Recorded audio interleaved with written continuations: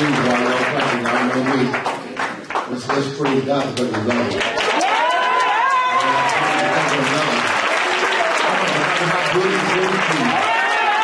You just don't believe without Him. Come on, give God praise for Him. Not for me, it's for God. It's for God and God alone. He's been good to you.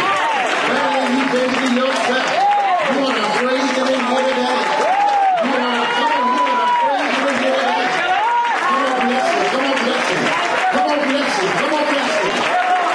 Glory to God. We bless the Lord. We magnify and glorify the Lord God. Hallelujah. Yeah, my God, yeah. God is awesome. Yes, He is. God is mighty. Yes, He is. God is all-knowing. Yes, He is. God is all-powerful. God is all-sufficient. And it is in Him and Him alone that we put our trust. Yes. If it had not been for the Lord on my side, trust, watch this, I know where I'd be. I know the song says, I don't know. No, I know where I'd be. I'd either be dead or in jail. Can anybody testify with me here? I bless the Lord for His greatness, His goodness, and His love. And while you're still standing on your feet, let's give God praise for a committed servant in the person of Bishop Dickie, Robbins.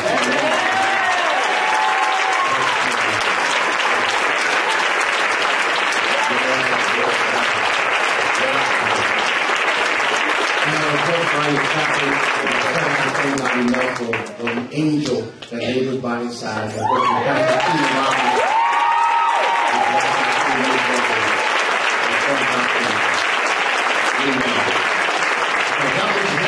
praise the Lord if you can, and if you can't, then just keep on praising God. You know, me, any whatsoever, because I believe that the preoccupation of every believer ought to be praise and worship.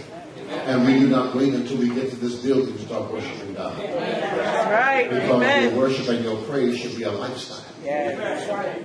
Yeah, that's right. It should be a lifestyle. Amen. Because what should be happening is that when you come here to this building, what should be going on is that we get your overflow. That's right. Yeah. Amen. He anointed my head with oil and my what? Amen. So when you get here, you should be running over on somebody. Hallelujah. Yeah, that's right. That's right. You know, so I'm just grateful to God to be back here at home once again. Thank the Lord to be here for such a wonderful occasion as 40 years in ministry. That's a biblical generation. So here it is that Bishop has been ministering to the masses for an entire generation now, that he's been able to touch a generation who ultimately should be able to touch a generation. Amen. Come on now. I said he touches a generation so that you can then touch a generation. Because his work is being done, but yet at the same time, it is not fully done, except you guys take what he has given you and then you begin to make full application of what you've learned. It's wonderful, man. All these awesome ministries have been formed in this house, and all that has been absolutely great, that's for sure.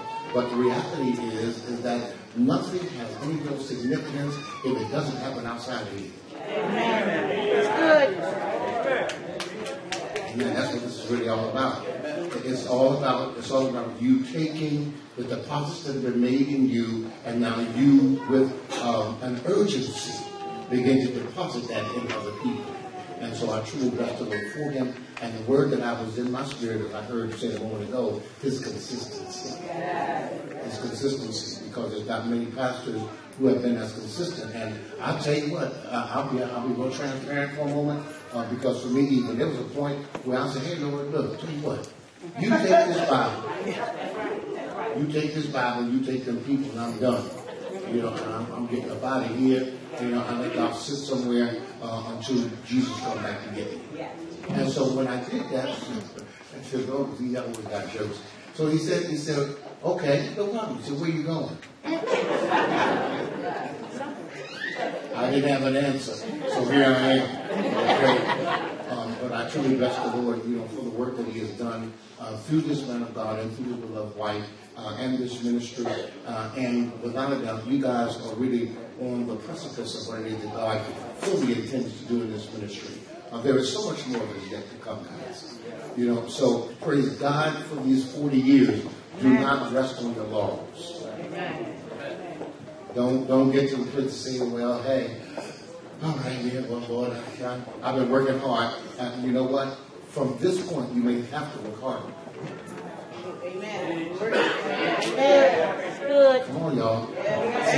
See, ain't nothing changed about me since y'all saw me last. Okay, I'm still going to speak the truth. And man, there's been such great things that have been said about Bishop here today. And I'm not here to take any of that away, any whatsoever. But there is a word that I want to deposit in you guys today. And of course, just before that, I cannot ever go anywhere without thanking the Lord for, as was said already, my permanent girlfriend.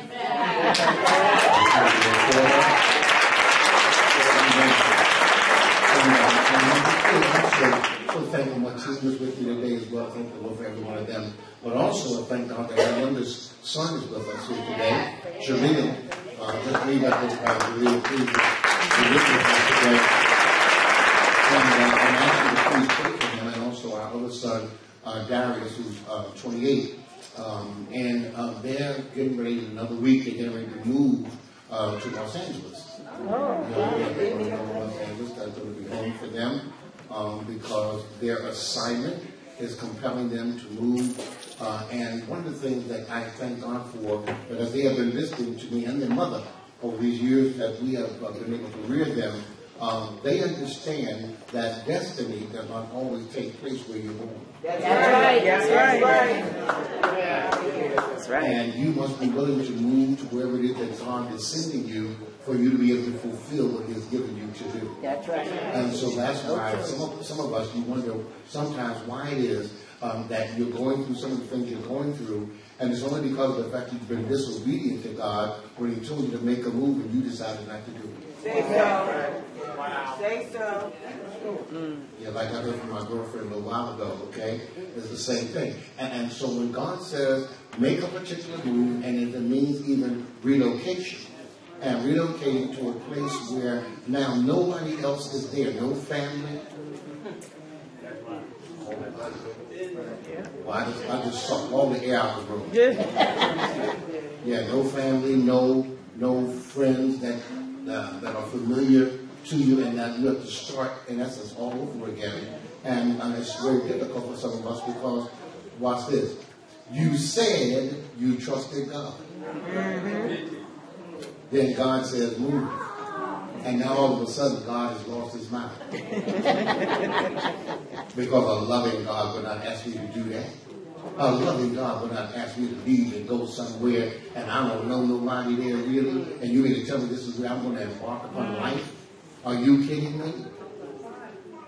Well, but that's what's happening, though, in actuality, is that my son is taking the page out of my own book. Because I made a couple of major moves in my life. One of the moves, I moved from America to live in Japan. Okay. Yeah, looking at me, huh? Yeah, I went there to live in Japan. Because at that time I was in the music industry, and I thought that I was going to, find my way here in Tokyo, to do what it is that I aspired to do, what I aspired to do. Things didn't really work out for me in Japan, so I left Japan, and I went to Los Angeles. And I lived in Los Angeles for 7 years, thinking that I was going to find my fame and fortune in Los Angeles, only to have the Lord ultimately bring me back to Philadelphia.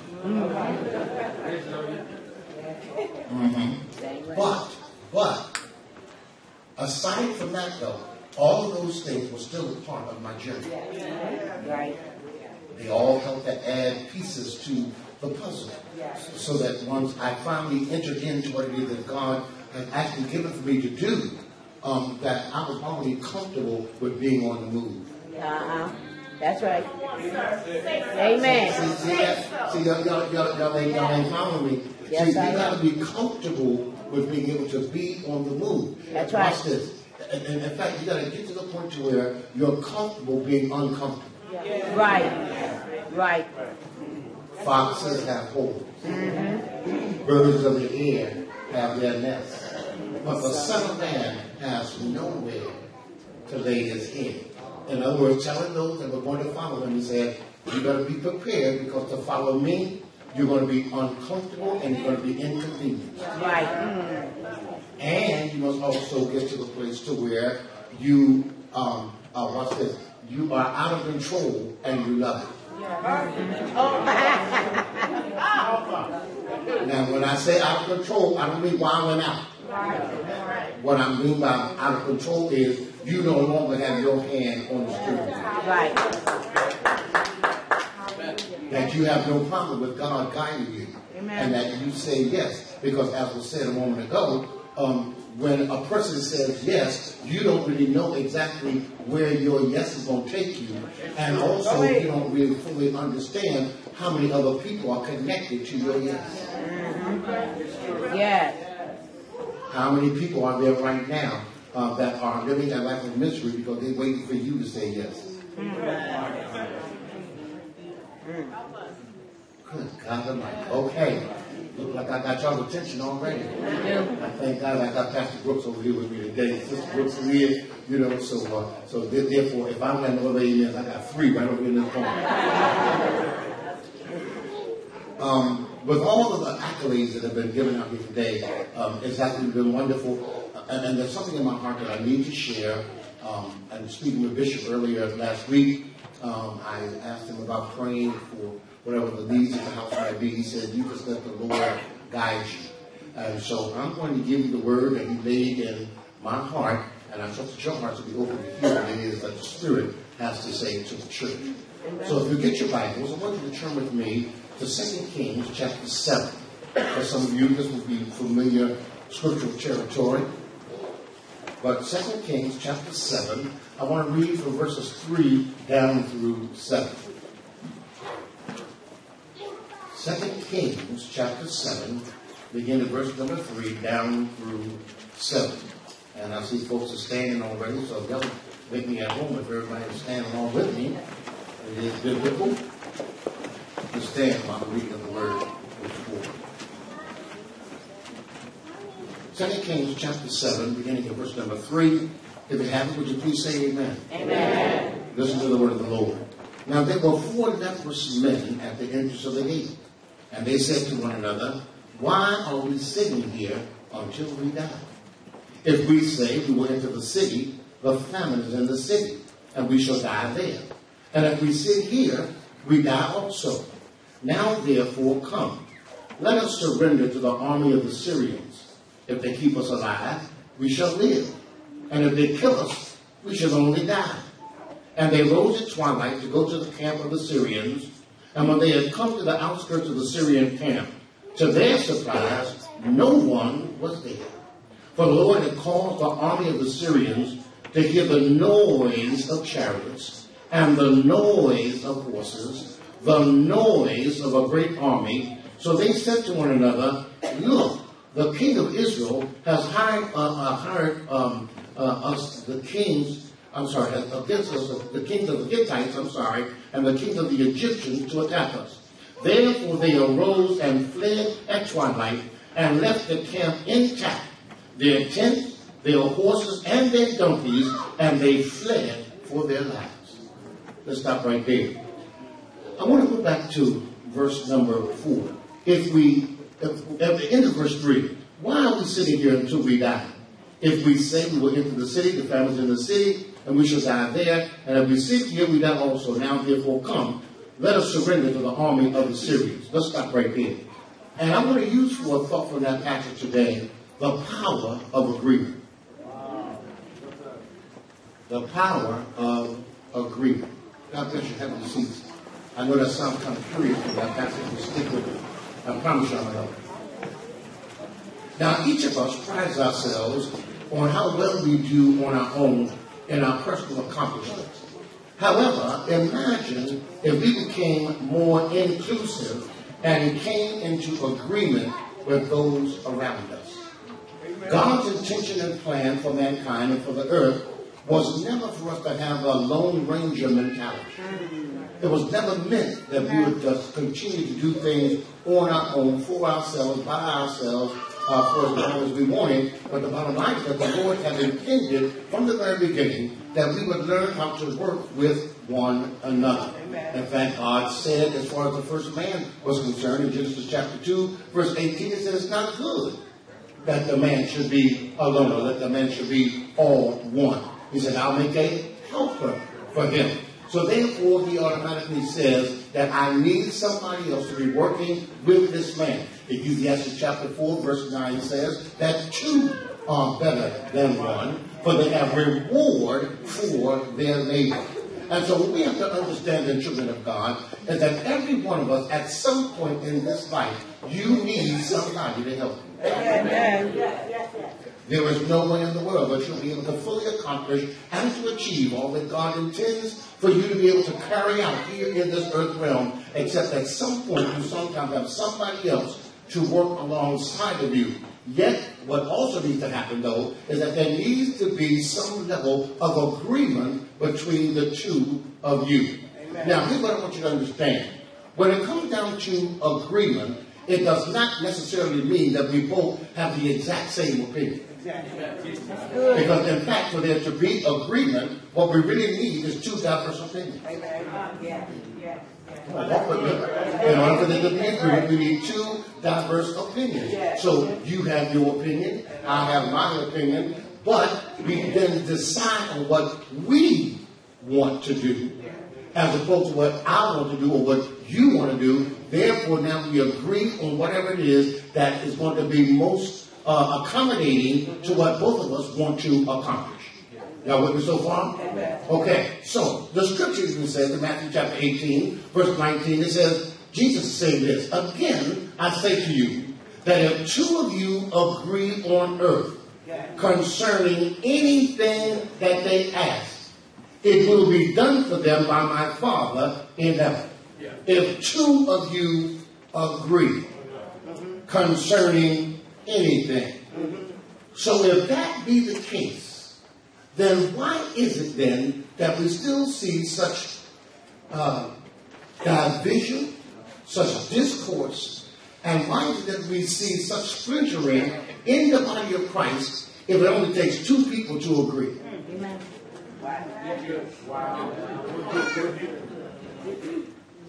Are y'all with me? Because I guarantee you that in most ministries, you have a plethora of belief systems and values. Because all of us have come from different backgrounds. We come from different rearing. Families have taught different things. And he put all the different things that these families have taught. And many of us have heard that you're supposed to be in church, go to church, hear the preacher, all that kind of stuff. You've heard all of that. But I guarantee you that even when the word goes forth on a regular basis, every person hearing it hears the word at a different place. Not only do we hear the word at a different place, but we also receive it differently, because it all depends on what kind of soil you are when the word goes forth. Am I doing all right so far? Yeah. So let's think about it this way even. So in Malachi chapter 3 and verse 10, it says, bring on the tithes into the storehouse, that there may be what? Meat in my house. And prove me now, here says the Lord of hosts, if I can open you the windows of heaven and pour you out a blessing, that there should not be what? Room enough to receive it. Now, if that be the case, and if you are a diligent tither, then that means that you should be on good footing with God. So therefore, let me say this to you. So now, if you're doing so well, and that everything is just going so wonderfully for you as it relates to your giving and so forth, and that now you have so much that you just don't need another thing, because of the fact that God has opened all these windows for you and all these blessings are poured out upon you. And so if that be the case, if I would offer you $100,000 right now, then if you have all this room enough that you don't have any room for anything else, then you wouldn't even want to accept $100,000. Because you just say to me, Apostle, I don't need it. I don't need $100,000 because, Apostle, listen, I got all these blessings coming from the Lord. Anybody out here don't have no more room? That's what I thought. And so my point is this. If in fact you had no more room, then the church would never have to struggle. Right. And it's because of the fact that in many instances in the household of faith, we can even come into agreement on that. It is quiet up in this Holy Ghost filled place. Man. So what's this? So I think that the Lord firmly states in His Word that our odds of success increase exponentially when we are in agreement. The Lord is saying that I'm going to multiply by adding. Come on now. Stay with me. It's real simple and it is complex. He says, I'm going to multiply, watch this, while adding. Let me show you the scripture and then you can follow me. In Deuteronomy chapter 32, verse 29, and then equals to verse 30. Deuteronomy 32, verse 29, and then 30. Look what it says. Oh, that they were wise, that they understand this, that they will consider their latter end. Watch this. How could one chase 1,000 and two put 10,000 to flight? Now, I wasn't that great in math. I passed while I was in school. But 1 and 1 is what? 2. So 1 puts 1,000 to flight. So therefore, in common math, 1 with 1,000, 2 you would think only makes another 1,000. Then I would only make 2,000. But God says no. If I get 2 of y'all to agree, Go ahead. oh, come on. If I could get the 2 of y'all to agree, He says your chances of success now go up by another 9,000. So God says, this is what I want to do for y'all. But the problem is we can't get enough of us in the house of God to actually set foot on agreement with one another on a regular basis. Are y'all still on board? Okay, because watch this. Because you see, the enemy of our soul wants to make certain that we don't agree. Right. It's true. He wants to make certain we don't agree. Why? Because of the fact that there's always going to be somebody who's usually at the seat of deceit. See, there's a whole lot of people in the body that talk like they're on board. But in actuality, that's not the truth. They show up faithfully. They are part of many different things. But behind the scenes, they are not really as on board as you would think they are. Amen. Why? Because there's no doubt that by being so quiet, this is what the Lord wants in this house today. So we have to understand then that principle was put in place by the enemy from the very beginning. Because of the fact that, watch this, Adam and Eve, he created discord between them. Because, watch this, when Eve was deceived by the serpent, and she owned up to her stuff. Because when the Lord came and confronted them, she owned up to it. She said, Lord, it was the serpent who deceived me. But Adam said, Lord, it was the woman. This woman you gave me, Lord, she the reason why things is messed up and jacked up down here right now. That created a discord between Adam and Eve. And the thing about this, God now sends them out of the garden. And when He sends them out of the garden and tells an angel to release a sword that's spinning in the middle of the air so they would never be able to gain entrance back into the garden again. Right? Now, when they leave, though, Adam and Eve have had no opportunity to discuss what just took place. So Eve now has to leave the garden and go out into the wilderness with a man that she has to keep in her mind that he just dined her out to God.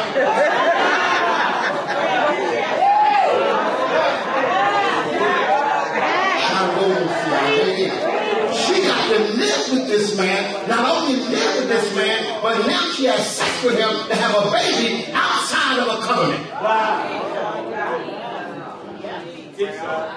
And that level of discord has existed between men and women ever since. I call it the unresolved dispute. That's what finally what the books that I put for.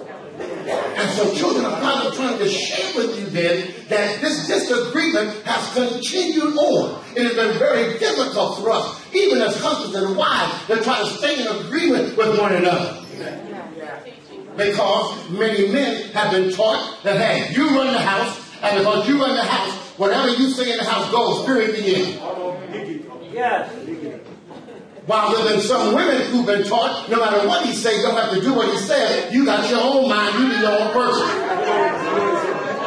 Yes. In fact, I make my own money, I don't need you. And the church said, amen. And so as a result of that, as a result of those mindsets, is the reason why we have such division and such discourse, even between us as men and women of God, as husbands and wives, and therefore we take that same attitude, that same mentality, bring it to the church. And where we will think that we don't want to accord and we're not really. That's good. We are not in agreement anyway the way we're supposed to be, and therefore the power of God that should be resonating throughout the body does not flow because of the fact that the people coming into the house of God are not in agreement. Am I still doing okay? Okay, so watch this. So here's the thing. So therefore, watch this. The enemy, he said, we can sing together, but he just don't want us to work together or to agree spiritually. That's good. Yes, sing together. Like a man, think about what was happening when we were singing together up a while ago. Goodness gracious, the Spirit of the Lord was moving up in this place, right? It was wonderful. But do you know that we can go through all of that, and then once it's all finished, that we can take our seats, and then people start looking around the congregation. What you got on there? Say it. Oh, quiet up in here. Come on. Oh my God. What? You mean to tell me that? That's how they act? And then while we're supposed to be thinking we're in the presence of God, and while we're in the presence of God, yet in fact we have such discord with our brothers who we see on a horizontal basis, on a regular basis, and you think you still have vertical relationships.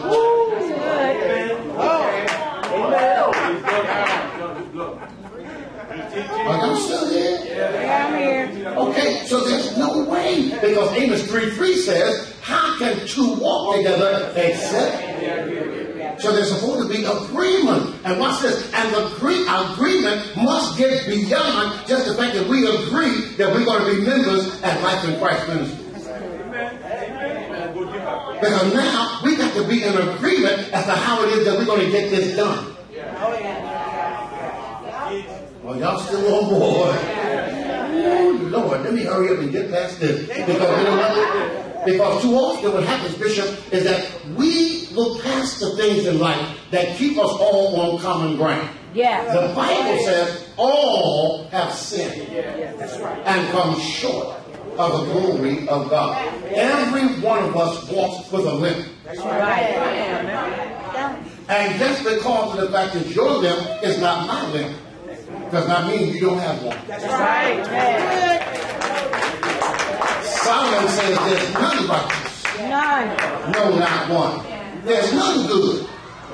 No, not one. So therefore, none of us can ever think that we have no blemishes. I said none of us can ever think that we have no blemishes. Right. Because from the pulpit to the door, we all have flaws. Okay?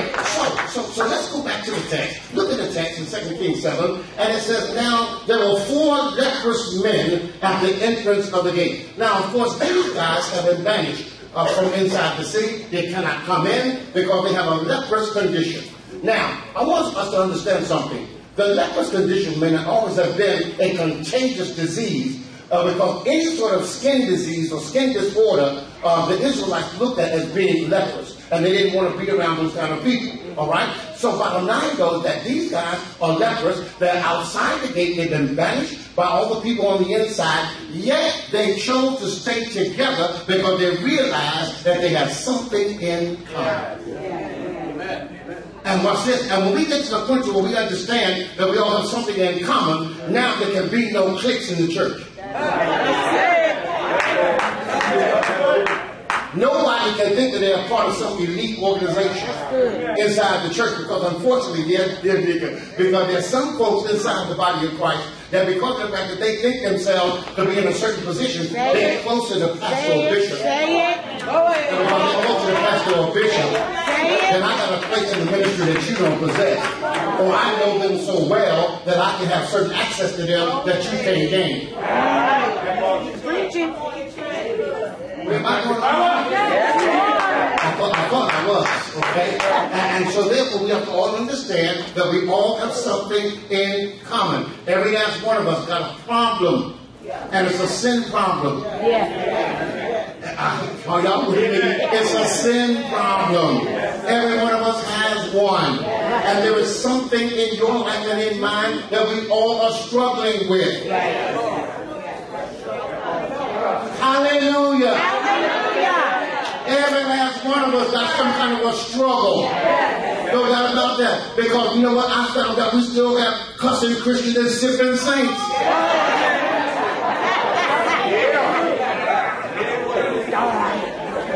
It still exists in the body. And because it still exists in the body, we have to understand, and they don't make somebody some vile individual or anything like that. But what it does say is that every one of us still needs help. And you can never ever see yourself as better than somebody else. The only thing that will sometimes differentiate between one saint from the other is our levels of maturity, your level of understanding. Because the enemy does not want to see you become a spiritually mature individual. He wants you to continue to make excuses for your flaws. The Lord is just, he's still working on me. Be patient with me. The Lord is not through with me yet. Amen. Come on, child of God. Yeah, we know he ain't through with you yet, but that does not give you an excuse for you to act any way you want to act. Amen, church. Amen. That's right, because you cannot be an individual who treats me one way, but you treat another person in the body another way. Because you're supposed to treat all of us the same. Amen. If one rejoice, we all rejoice. If one suffers, one hurt, we all. So therefore, it's supposed to be an all-in-one situation, all-inclusive. And it is not supposed to be the separatism that we experience in the body right now, all because of the fact that we have a lack of agreement. Thank you, Pastor. Thank you, Bishop, because I ain't getting too much help out here right now. So watch this. So now, in order for there to be progression, all of us must be able to properly assess our present circumstances and how we plan to address it. You got to look at your circumstances and how do you plan to address where it is that you are right now, where you're lacking, where you're deficient, in your walk with Christ. What plan do you have to try to get yourself up out of where you are at the moment? Now, but your plan, in actuality though, must be God's plan. It's not about what you want. It's not about how you want it. You can have all kinds of desires. But watch this, the Bible says, he said, if you'll just submit yourself unto the Lord, he will give you the desires, right, of your heart. Now, that word desire there, it does not just mean the things that you long for. Because what it also means is that God, knowing what you need ahead of time, and knowing what your desires are ahead of time, God will plant in your heart his desires that he wants to see carried out. But you have to first delight yourself in him. And as you delight yourself in him, he will plant in your spirit what he needs you to do. Because understand this here, the problem for many of us, and the only reason why you're not achieving the levels of success that you should achieve, is only because of the fact that you don't acknowledge God to find out what you should be doing. In all your ways, you should do what? So that he wants to direct your path. Your problem is that you have decided to take your own life by the hand and do things your way. And guess what? If you do it your way, you get your results. And we know, Romans 8:28, that all things work together what? For good to them that who are according to his purpose. His purpose, not yours. His purpose. That's what this must really all be about. You got to do things his way, even when it doesn't agree with what you think it ought to be. And watch this. And you must be willing to do what he says, no matter what it costs you. Because guaranteeing you this, as this man knows, if you're going to follow God, it'll cost you everything. Oh my God. So go back to the scripture. It says, these 4 leprous men at the entrance of the gate, and they said to one another, why are we sitting here until we die? So, child of God, for some of you in this room right now, that becomes a looming large question for your life. Why are you just sitting idle? That's good. Oh my God, I see I got your attention on that. Why is it that you have allowed yourself to come to a place to where all what you have is church, your job, sometimes things with your family, back to church, and that becomes the cycle. And that becomes the continuing cycle. And outside of that, you're really not doing very much of anything. What are you doing to embrace what it is that God has placed inside your being as an assignment for the earth realm? And doing more than just showing up on holy ground. And receiving instruction, but yet doing nothing with it. Some people got a book full of notes. They'll take notes on Sunday, and they sit there until the next Sunday. Y'all ain't praying for me. I don't feel like prayer for you right now. Huh? Some of you got all these notes, and you've been taking notes for the last 5 years. And even though you're taking all these notes, yet your life and your lifestyle remains the exact same. There's no evolution, there's no progression. Are you hearing me? There's no acceleration that's taking place in your life because you continue to do things the same way, even though the Lord has given you all these tools, and you got all the tools locked up in the toolbox and don't use them.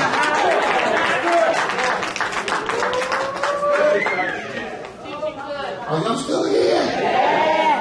So you gotta assess the situation. So look at what these boys did in verse 4. If we say we will enter the city, the famine is in the city, and we're gonna die there. So therefore there's a famine in there. Not only a famine as far as food was concerned, but there's also a famine spiritually. They are not going to find the incentive nor the inspiration that they need for them to go to their next dimension inside the city. Because everybody in there is in despair. So then now, child of God, the question becomes for some of y'all in here, why is it that you keep on looking backward for what you should be looking for in front of you? Your future is not behind you. Let me say that to some of y'all over here. Your future is not behind you. And they refused to go into a place that was desolate, that was in despair, that was in destitution. They refused to go back to a place, and even though they had a leader, the leader couldn't even give them any sort of incentive as to what they should be doing to get out of their situation. Amen. Why is it, watch this, that we keep on trying to resurrect dead things?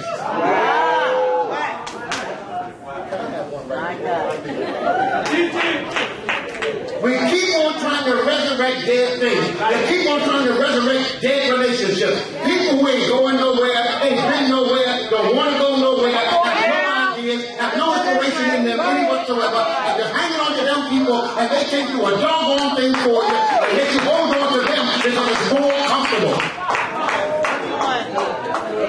Come on. Are y'all still here? Oh my gosh. So therefore, these guys, they said, well, we can't go back to the city. And they said, if we sit here, we're going to die also. And that's exactly what some people do. There are some people in the body of Christ that you have made up in your mind that all you're going to do is just sit somewhere and wait for Jesus to come, and you have made up in your mind you're not going to try to do anything. Because understand this, if you say you are a person of faith, ultimately you got to learn to take risks.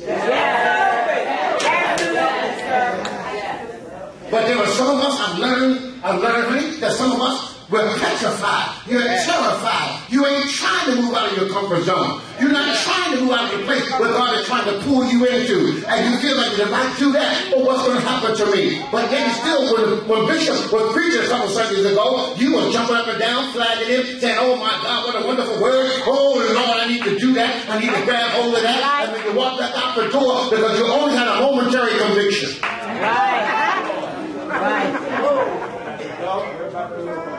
Are y'all hearing me? Yes. It was a momentary conviction. It shook you up while you were in the presence of the word. It shook you up while the man of God was teaching. It shook you up while the woman of God was teaching. But bottom line, that when you got out of here, you weren't shaken enough that when you desire to make a change.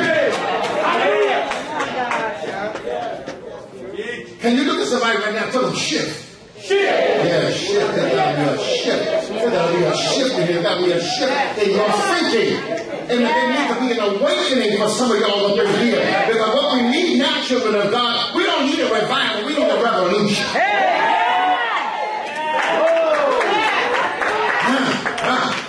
God, I love you. Oh, man, I can't even finish all this, Bishop. But it says, now therefore, come. Watch this. Let us surrender to the army of the Syrians. If they keep us alive, we shall only live. And if they kill us, we shall only die. So guess what they said? Your bottom line is just here. Dead is dead. Dead is dead. And so watch this. So they had a conversation. This is so important. They had a conversation with each other.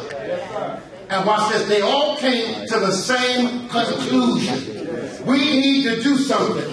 And what we need to do and what we need to gain is not where we are. And we sure can't go back in that city. That's right. Ain't nothing happening in there. And so they said, we can't sit here until we die. So I tell you what, we're going to take a chance. Right.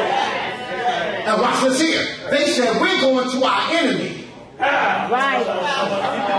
They don't want to hear this. They don't want to hear this. They said, we're going to our enemy.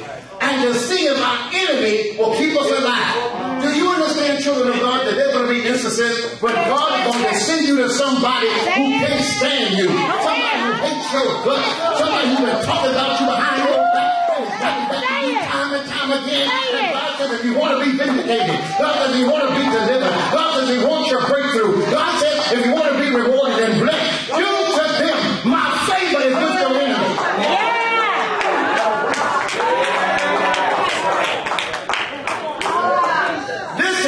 That God wants to use for you and your blessing and not always going to be to your liking. Sometimes the Lord will use things that will definitely shake your life up, disturb you, take this rug out from under you and cause you to be tossed up in the air and pray to God that you can land on your feet.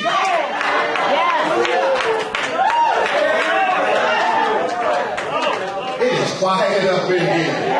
Amen, amen, amen.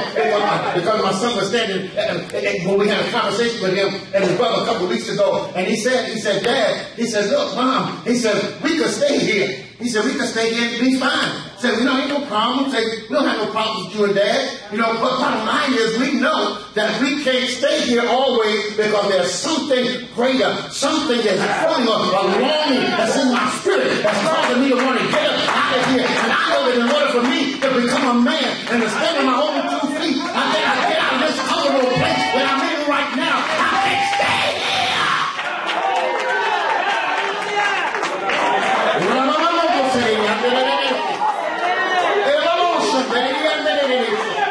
There's some of y'all in here right now, you need to be saying the same thing. God, I'm sick and tired. I'm sick and tired of being sick and tired. I'm tired of mediocre. I'm tired of average. I'm tired of sitting here doing the same thing over and over and over again.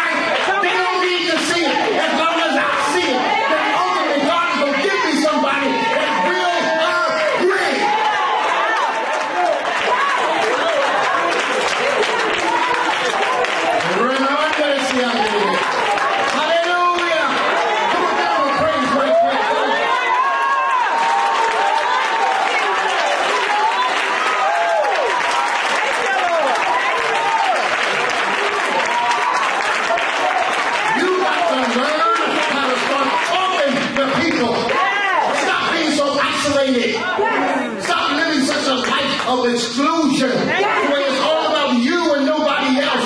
You feel like nobody else understands you at all. And so therefore, because nobody understands you, I say to myself, you are in a bad place.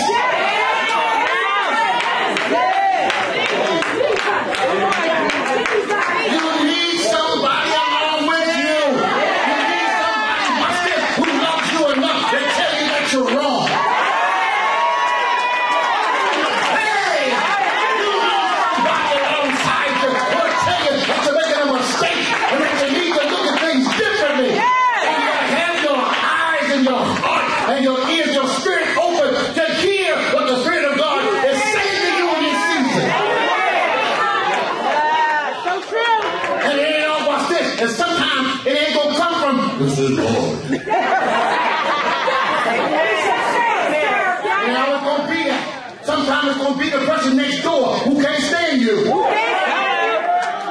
Say, you know what? You'll probably be a better person if you learn how to listen to somebody. You don't want to receive that word. Oh, come on now. You don't want to receive that word. You don't receive it because as far as you're concerned, they don't know what they're talking about. You don't know me, but God does. And He knows who to use to get your attention. Oh, man. My time is up, y'all. My time is up. Oh, God. Can I get one more principle? I mean, one more principle. Because watch this. Because most people fail because, as I was saying a moment ago, they don't have a plan of action. You have no plan. You want to be a person who's rich, famous, have fortune, and all that kind of stuff. You want that. Nothing wrong with it. But the question is, how you going to get it? There was a gentleman, this is a true story, gentleman walking down the street up in New York City. And this is before Donald Trump became president. So he's walking by Trump Towers. And he's walking by Trump Towers. He sees his car sitting outside this magnificent Bentley. And so the gentleman sees the car and he's walking by. And he said, oh my gosh, he said, man, here's my dream car. Oh man, I really want that car. Well, he didn't know it, but Donald Trump was walking up behind him. And as Donald Trump walks up to get ready to get in his car, he overheard the gentleman say, hey, that's my dream car. Well, I want to get that car one day. And so Donald Trump said, hey, man. He said, you want to get that car? He said, yes, I sure do. He said, I only have one question for you then. He said, how you plan to get it? That's good. That's good. Oh, really? How do you plan to get it? What is God saying for you to be able to get your way? Amen. Or your Rolls Royce? Or your Lexus? Are y'all hearing me? Or your Mercedes? Because you know what? Some of you in here, you know what your problem is? You put those things out of your reach. That's right. Because as far as you're concerned, you can never have that. And so because I realize in my mind, I can't have it, therefore I should never strive for it. Right. Well, wait a minute. How in the world can that be when the word says, and He will do exceeding and abundant? Amen. You can ever ask or think according to the power that works in you. So therefore, if God is limited, the problem is you limited. And what you need is that you need a brother or you need a sister to come alongside you and say, hey, we know what's in you. We know what gifting is in you. We know what kind of power is in you. You need to get up from here and go and do what it is that God has told you to do. And if necessary, I'm going to put a boot in your butt and get you up from here so you can go do what it is that God is commanding for your life.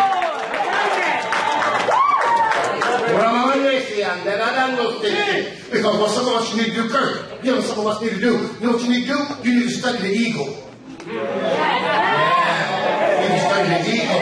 Because you know what the eagle does, man? What the eagle does, the mother eagle, when she knows that it's time for her children to get outside the nest, first of all, she starts buffing up the nest. And she makes the nest uncomfortable so they don't want to be in there no more. Then what she does is that she takes them and puts them on her back. And then she lifts off from the nest, and then she starts down. And as she starts down, she tilts and drops them off. this is real. This is real.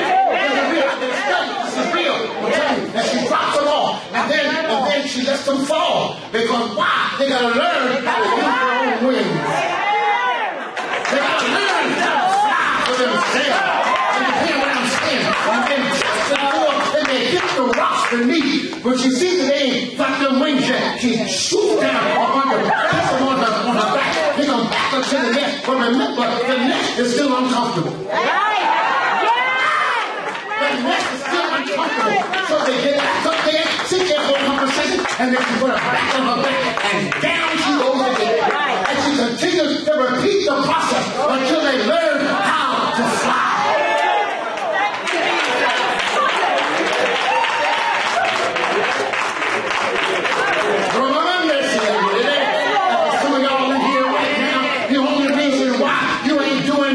Because you've been dropped off 9, 10, 12, 15, 20 times, and you keep on wanting her to come back and get you and take you back to the next. But child of God, the next time you get dropped off, you need to go ahead on and flap them wings.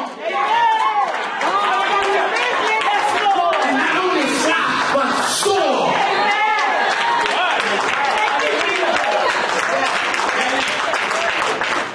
God is already in agreement with you.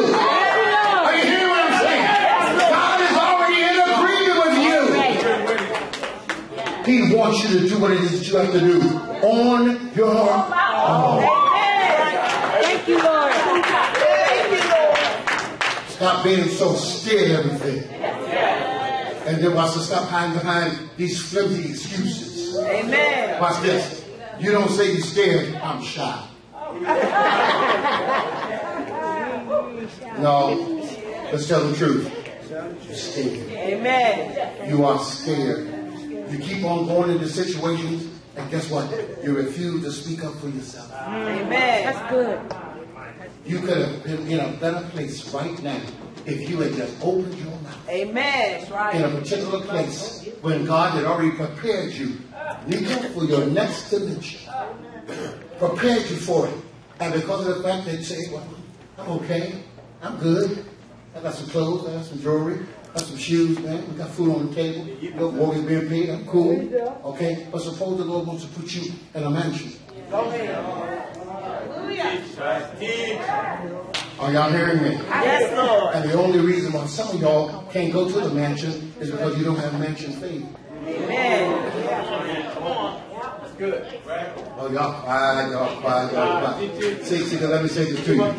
Do you understand that ordinary becomes extraordinary when you have agreement? Yes. Ordinary becomes what? Extraordinary when you have agreement. Because these guys agreed, and so I'm just going to get right here to the point. They go in on and they make the decision, we're going to the Syrian camp. And the Bible says that when they got there, that the Syrians was gone. Yep. Because God, watch this, caused them to hear a noise. He didn't bring no army. It was just a noise. I like to use this analogy. He turned on the boombox in heaven. And it was a noise of an army, a mighty army. And they thought that he hired the Hittites, which was a bunch of brothers. Don't think I'm crazy. That's right. It's the word. The Hittites, they were black. Yeah. And they called a bunch of black guys to come get them. And the Bible says they ran and left everything behind. But watch this. But the reason why the boombox got turned on was because of the collective faith of those 4 men. Good. Because they were in agreement. God showed up for them. And do you know that there are some of you in this room right now that you are one friendship away? You are one friendship away from your next dimension. Amen. But you know what you got to do now for some of you? Just like Mom said, you got to get rid of some people. You don't need people around you who are always dissenters. Amen. Some of y'all need to get rid of your naysayers. Yes. They may have been in your life for a long time. Yes. But they are always negative. They never have anything positive to say. They never say anything to you that's going to help you have a greater creative idea. Amen. Amen. Come on. You know what? You need creative people around you. Yes. Thank you, Lord. Yeah. You can get creative people around you. Why? Because they'll inspire you. Yes. They'll provoke you. They'll push you to do more. Amen. And that's what you need. And what's this? And sometimes you're not going to find that person who encourages you at home. Amen. Amen. I mean no harm. But sometimes that's true. Sometimes you ain't going to find that encourager at home. So therefore you have to look for that man, look for that woman, or for those people who are always going to be there to encourage you and to let you know how much they believe in you. Amen. Thank you, Lord. Because the only reason why some of you right now are continuing to sit in a still place is because of the fact that nobody has ever come alongside you and ever said they really believe in you. Amen. That's awesome. Yes, Lord. Hey, don't get down first for that.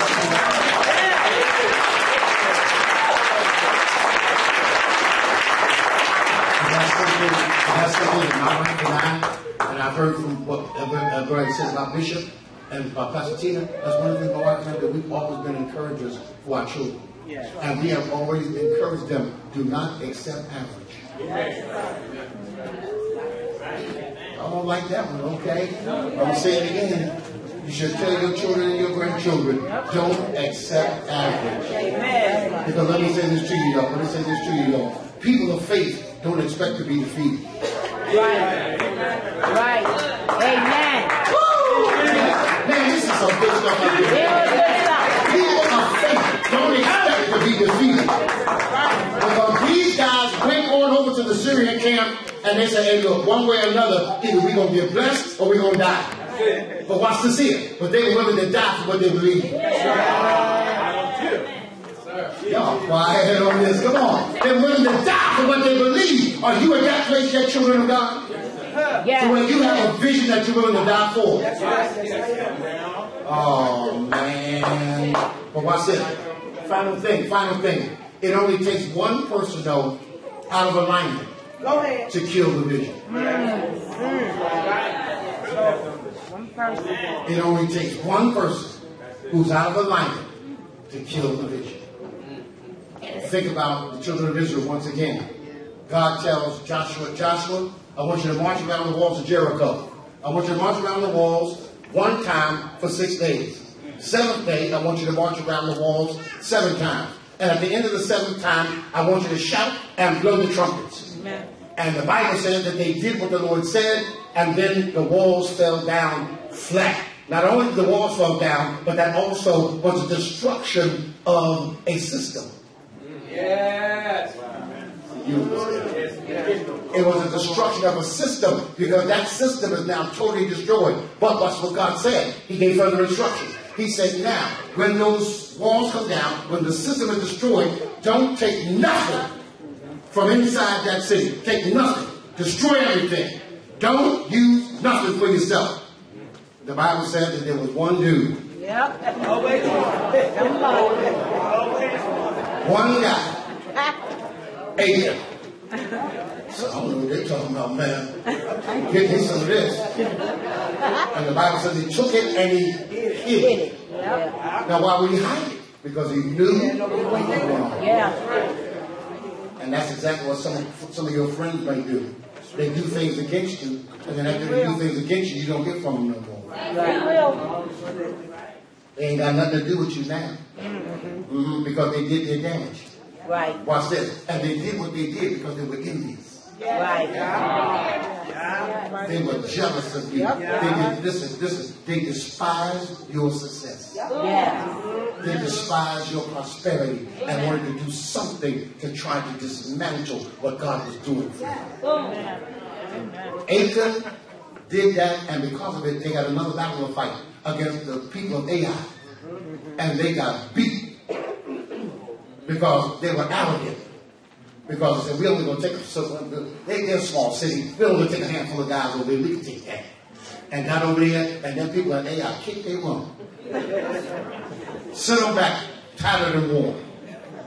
And Joshua now, he got upset. Joshua fell out before the Lord. Lord, wait a minute, hold on. Well, why you allow this to happen to us? And God gave him 2 orders.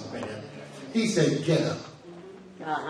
He said, get up, quit crying before me. He said, why were you crying out to me when I gave you an instruction and you didn't do what I told you? That's good.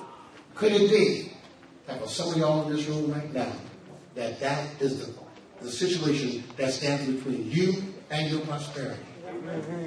The fact being that you refuse to fully follow God. Hallelujah. That's good. So will you be totally obedient to what he tells you to do, even if it costs you everything. Amen. Because right now what we're looking for, children of God, is the power, what?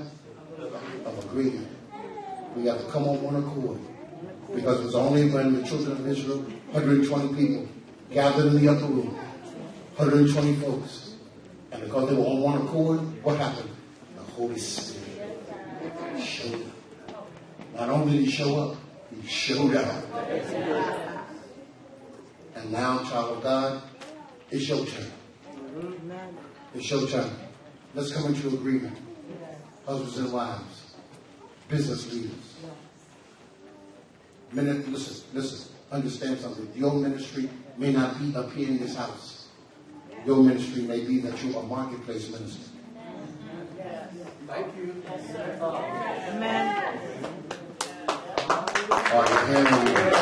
Well, thank God. Thank God. Some of y'all got the revelation. Some of you are marketplace ministers. You don't have a place in the church. Right. That's good. And some of y'all, they'll never ask me to do nothing. Because you're supposed to be doing something. That's good. That's good. Right there. Amen. Right there. Stop thinking about the fact that you got to be up in here. Let me say this to you. I promise you I will shut up. Okay? But understand this, y'all. Understand this. Do you understand that we have done a disservice to some people in the house of God? Yes. Because what we've done is that they have these marketplace ministries. We take them and bring them into the church and make them ushers. We make them ushers when in actuality they should still be out there in the marketplace doing what God called them to do. Instead of having to think that they got to serve up in here all the time, and therefore we are doing them a disservice because we got them in the wrong place.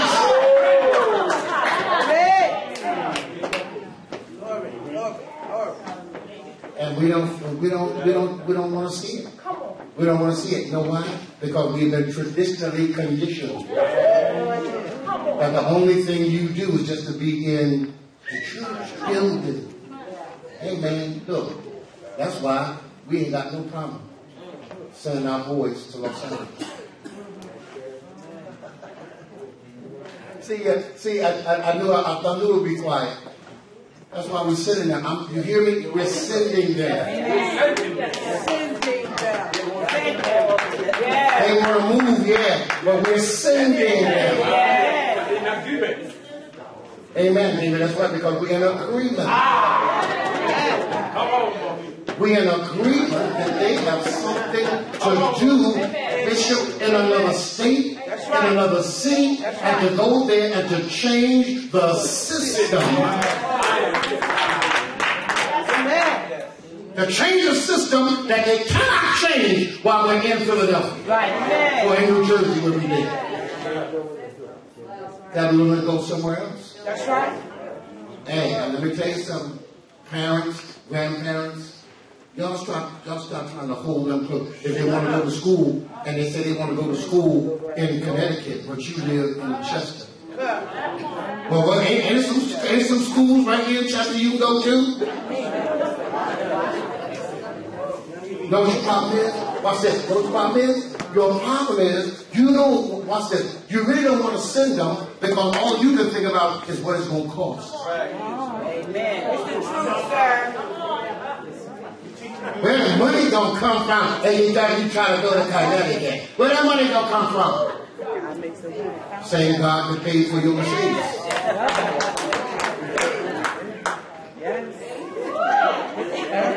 Same God that paid for your Cadillac.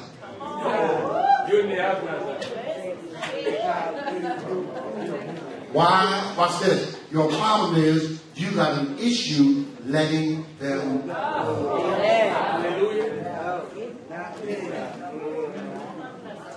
But you sure didn't want your parents to stand in your way when you left. Oh, it is quiet one now. You didn't want to let them go, but you wanted your parents to let you go. And felt like they were holding you back. Are y'all still here? So children of God, I pray that you'll be able to now come into the power of what? Of agreement. And watch the Syrians move out of your life. Hallelujah.